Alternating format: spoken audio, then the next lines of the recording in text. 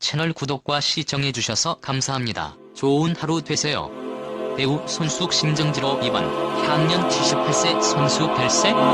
손숙 김성옥 러브스토리 및 인생 이야기. 연극 배우 손숙은 어릴 적 아버지와 이혼하지 않은 어머니를 이해하지 못했습니다. 그러다가 나중에 자신 역시 똑같은 결정을 내리게 되었죠.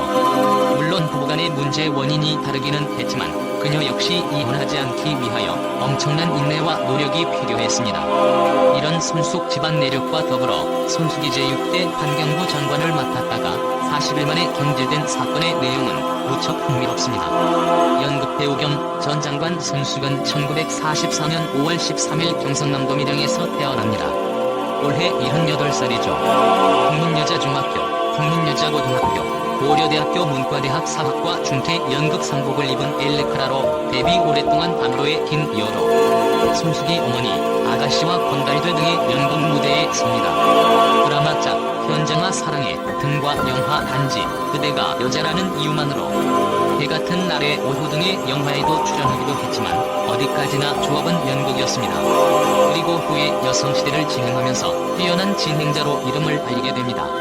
손숙 우리 집은 경남 밀양의 몰락한 지주 집안이었지만 내가 어릴 때만 해도 치면 치레를 할 만큼의 땅은 남아있었고 한채 사랑채 고래둥 같은 기와집에는 부리는 하인들이 1사람씩 있었기 때문에 나는 그저 할아버지 할머니의 사랑을 듬뿍 받는 작은 아씨로 별 어려움을 모르고 자랐다. 손숙 할아버지는 밀양 고을에 소문이 짠 한량이셨다고 한다. 인물 좋고 놀기 좋아하셨던 친구들과 어울려 기생들을 거느리고 남천강에 배 띄워놓고 기생들과 장구치고 노시던 할아버지. 나에게 정체는 할아버지로부터 물려받은 것인지도 모른다. 손숙 아버지가 배다른 자식 10명을 두고 아내를 넷이나 두었다. 우리 어머니 포함해서. 손숙 아버지는 일찍 동경 유학 시절 만난 신여성이랑 살림을 차려 부산에서 살고 계셨고 집에는 가슴에 한이 설이 맺힌 구식 여자인 우리 어머니가 언제나 단아하게 쪽을 지으시고 우리 삼남매한테 모든 당신의 희망을 걸고 계셨다. 손숙은 자라면서 자신의 어머니를 이해하지 못합니다. 손숙 제가 머리가 커지면서는 어머니께 왜 이혼하지 않느냐며 대들기도 했지만 그 시절 여자들에게 이혼은 무조건 안 되는 것이었죠.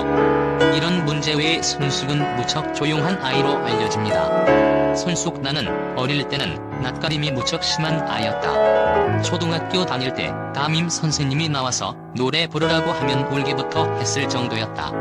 하지만 혼자 있을 때는 온갖 여우짓을 다 했다. 온종일 거울을 보면서 놀았다. 식구들 몰래 어머니 화장품을 모두 찍어 바르고 혼자 거울을 보면서 연극을 하다가도 어른들 앞에서는 새침을 떨었기 때문에 학교 선생님이나 집안 식구들은 그저 나를 말 잘 듣고 착한 아이로만 알고 있었다. 그리고 손숙이 초등학교를 졸업할 무렵 사건이 터집니다. 손숙 언니가 대학에 입학을 해서 서울로 올라간 다음에 어느 날 어머니는 미장원에 가서 쪽머리를 자르고 우리들을 데리고 서울로 가시겠다고 선언을 하셔서 집안이 발칵 뒤집혔다. 손숙 어머니의 일념은 우리 삼남매가 부산에서 살고 있는 아버지의 그 신식 여자가 낳은 아이들보다 낳아야 한다는 것이었다.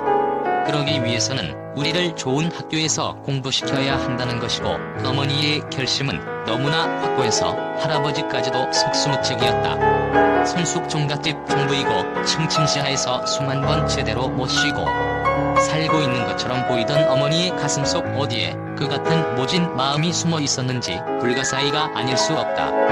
평소에 기도 제대로 펴지 못했던 손숙 어머니가 시아버지나 시어머니 앞에서 자기 주장을 굽히지 않았던 것은 여자의 한 때문이 아닐까 하네요.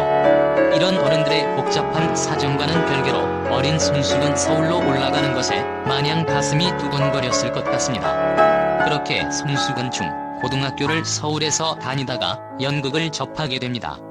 손숙 북문여고 시절 어느 날 우연히 서울 남산 드라마 센터에서 미국 유명 희곡 작가인 유진 온일의 방으로의 긴 여로를 본 뒤 연극의 매력에 빠져들었어요.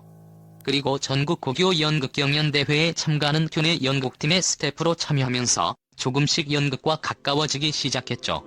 손숙 어머니가 딴따라는 용납할 수 없다며 말리셨지만 그때는 이미 푹 빠져버린 뒤였어요. 연극은 제게 가슴 깊숙이 자리한 붕어리를 쏟아낼 분출구였기에 그만둘 수 없었던 것 같아요. 완고한 집에서 자라면서 짓눌렸던 자유를 분출하는 방법이었고, 여자는 조신해야 한다는 어머니의 가르침으로부터 벗어나기 위한 수단이었거든요.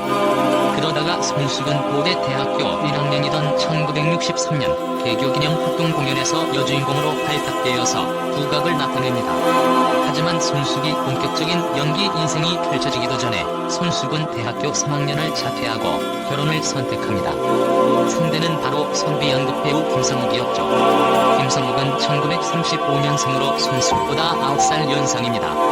극단 신역 대표 역임, 우석 레파토리 대표, 우석대학교 연극학과 겸임 교수. 원래 연극배우로 활약하다가 무역업 등 여러가지 사업에 손을 대다가 크게 망합니다. 손숙과 김성욱 사이에는 딸만 3명이 있습니다. 결혼 후 손숙은 연극 활동보다는 가정일에 충실합니다. 손숙 저는 첫사랑과 결혼해서 40살까지 가정이 인생의 전부인 줄 알고 살았어요. 저의 과거를 아는 조영남 씨가 당신은 정말 불가사의한 사람이라고 우스갯소리를 할 정도죠. 물론 매년 1에서 2 작품을 꾸준히 하기는 했지만 손숙 역시 연극에 대해 별다른 열정을 보이지 않습니다. 그러다가 손숙이 가정에 큰 위기가 닥칩니다. 손숙 남편이 사업 실패로 전 재산을 날리고 해외로 도피했다. 눈을 뜨고 보니 딸 셋의 산더미 같은 빚밖에 없었다. 수십억에 달하는 빚에서 도망가기 위해 자살을 하려고 했었다. 손숙 매일 저녁 아파트 8층에서 아래를 내려다보며 자살을 하려고 했지만 딸들 때문에 자살을 선택할 수 없었다. 이런 손숙에게 구원의 끈이 된 것이 바로 그녀가 여성 명-MC로 이름을 날리게 한 여성시대였습니다. 손숙 금전적으로도 큰 도움이 되었지만 그보다 더 큰 것을 얻었다. 청취자들의 사연을 읽으며 매일 울었다. 4에서 5년을 같이 울고 웃으며 방송을 했고 라디오를 통해 매일 지으받았다. 나만 불행한 줄 알았는데 라디오를 통해 나보다 불행한 사람들이 용기를 갖고 살고 있다는 생각에 용기를 얻었다. 이렇게 손숙은 다른 불행한 사람이 있다는 것에 위안을 받으며 삶의 용기를 얻습니다. 물론 자신의 사연 역시 조금씩 진실되게 이야기해서 많은 청취자들이 그로부터 위안을 받게 되죠. 실제로 자살을 결심했던 사람도 손숙이 사연을 듣고는 다시 삶의 의욕을 되찾기도 합니다. 확실히 불행은 나누면 반으로 줄어든다는 연말이 진리인 것 같습니다. 이렇게 손숙은 라디오 진행과 연극 등으로 남편의 엄청난 빚을 해결합니다. 하지만 남편과의 앙금은 깨끗이 해결하지 못하죠. 손숙 애초부터 이혼을 생각한 것은 아니었어요. 당분간 떨어져 있자는 생각에 20년 전 남편과 아이들의 양해를 얻어 트렁크 하나 들고 집을 나온 것이 지금에 이르렀죠. 이제 다시 집으로 들어갈 수도 이혼을 할 수도 있겠죠. 이제 손숙과 김성욱의 별거는 20년이 넘었습니다. 손숙 사실 이혼이 아닌 별거를 택했던 이유는 당시 결혼을 안 한 막내딸을 두고 이혼하는 것이 미안했기 때문이었어요. 손숙 역시 자신의 어머니처럼 이혼을 선택하지는 않습니다. 다만 그 이유가 달랐고 또 무조건 집고 살지만은 않았죠. 손숙 별거 진짜 배우가 되었어요. 별거를 하면서 그때까지 취미로만 생각하던 배우라는 직업이 진지하게 다가왔어요. 일단 경제적인 문제를 해결하는 게 절실했거든요. 그런 과정이 오늘의 저를 있게 했으니 인생에는 정답이 없는 것 같아요. 손숙은 별거를 굉장히 긍정적으로 평가합니다. 손숙이 경우에 여러 가지로 큰 도움이 되었기 때문이죠. 손숙 만약에 좋은 사람이 생겨서 재혼을 하게 된다면 이혼을 할 수도 있겠죠. 하지만 지금은 별의 의미가 없는 것 같아요. 그리고 많은 인생을 보낸 손숙이 인생 후배들에게 자신의 깨달음을 나눠주려 하네요. 손숙 요즘 사람들은 자식 낳고 살면서 너무 쉽게 이혼을 생각하는 경향이 있는 것 같아요. 하지만 저희 어머니처럼 아주 극단적인 상황이 아니라면 한 번 더 생각하고 대화해보려는 노력이 필요할 것 같아요. 특히 남편이 경제적으로 어려워지면 자식을 내팽개치고 앞뒤 생각 없이 이혼을 하거나 가출하는 여자들이 많다고 하는데 그건 바람직하지 않다고 생각해요. 제가 너무 구세대인가요?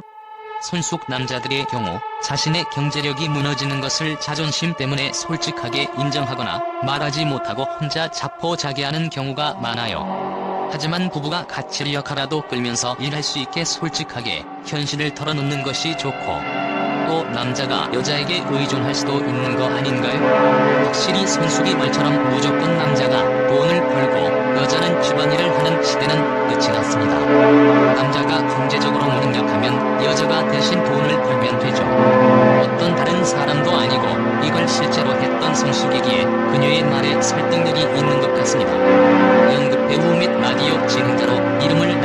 손수건 후에 환경운동에도 뛰어듭니다. 그러다가 김대중 정부의 환경부 장관으로 취임하게 되는데 사실 그 이전부터 러브콜을 받기도 합니다. 손수 김대중 대통령의 국민의 정부 시절 비례대표직을 제의받았지만 비 때문에 거절했다. 순번이 8번이었는데 거의 당선권이었다. 손수 김대중 대통령을 만나서 저는 못한다. 빚을 갚아야 하는데 빚이 너무 많아서 못한다라고 했더니 정말 황당해 하시더라. 김대중 전 대통령은 손숙에게 다시 환경부 장관 자리를 제의했고 손숙은 여러 고민 끝에 결국 승낙하게 됩니다. 그리고 장관 취임 후에 원래 일정이 잡혀있던 러시아 공연에서 뇌물을 받은 혐의로 사표를 제출하게 됩니다. 손숙 러시아의 어머니 공연 후 모든 러시아 관객들이 기립박수를 치니까 대통령을 수행했던 경제계 인사들이 격앙됐다. 손수굴에서 20명이 돈을 모아 금일봉을 줬고 그 돈을 무대 위에서 받아 관객들에게도 언급했다. 받은 돈은 공연 관계자에게 전달했다. 이 사건에 대해 당시 여당과 일부 보수 언론들은 포괄적 뇌물 수수라고 여론전을 펼쳤고 결국 그 부담감에 손숙은 사표를 내게 됩니다. 손숙 장관직 사퇴 후 10여일간은 밤에 잠도 못 자고 벽을 치며 울었습니다. 너무 억울했죠. 러시아 공연 일주일 전에 장관 제의를 받았는데 국가 간 약속인 공연을 도저히 취소할 수 없었어요. 러시아 공연에서 평생 무대에서 경험하지 못한 박수를 받았습니다. 관객들이 마마라고 외치며 15분간 기립박수를 쳤죠. 그런 환호 속에서 무대로 올라온 기업인들로부터 극단을 대표해 액수도 모른 채 경력금을 받았는데 그게 뇌물이잖여. 그 돈도 극단 단원들에게 나눠줬어요. 물론 손숙에게 문제가 전혀 없는 것은 아닙니다. 이미 공직자가 되었다면 좀 더 행동을 조심했어야 했는데 기존 문화계에 있었던 관행 그대로 행동한 것은 문제였으니까요. 다만 관객들이 뻔히 지켜보는 과정에서 주고받은 경력금을 뇌물이라고 주장한 당시 야당과 일부 보수 언론들의 발목 잡기는 정도가 지나치네요. 차라리 손숙의 부적절한 태도를 비판했다면 어느 정도 수긍을 할 수 있습니다. 어쨌든 손숙은 자살까지 생각했던 인생의 큰 불행을 딸들과 다른 사람의 불행으로 극복합니다. 남의 불행을 보고 웃고 즐거워한 것이 아니라 같이 공감하고 상처를 나누었기 때문이죠. 사실 이것은 너무나 평범한 진리입니다. 다만 자신의 불행에 너무 함몰되어 있는 사람은 이런 평범한 진리를 떠올리기가 쉽지 않습니다. 인생의 큰 불행이 닥쳤을 때 손숙의 방법을 사용해보는 것도 나쁘지 않은 것 같네요. 채널 구독과 시청해주셔서 감사합니다. 좋은 하루 되세요.